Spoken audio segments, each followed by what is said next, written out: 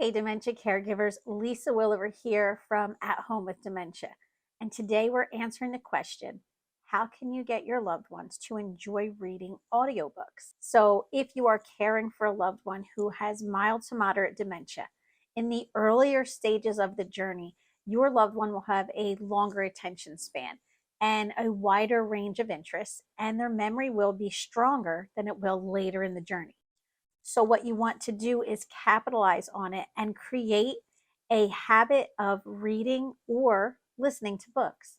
Audiobooks are a fantastic tool, especially as people age and their eyesight might deteriorate.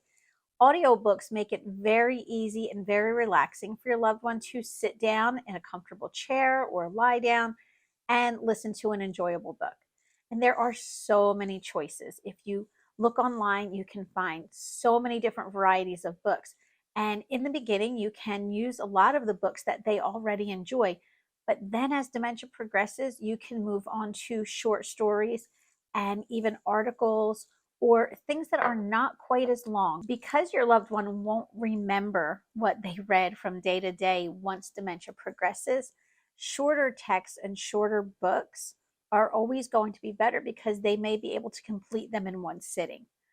So, one of the most important things you can do to keep a love of reading and a daily habit of reading going is to make sure you sign up for an audiobook app, load some of their favorite books. You could even have a physical copy of the book on hand so that they can follow along as they're listening.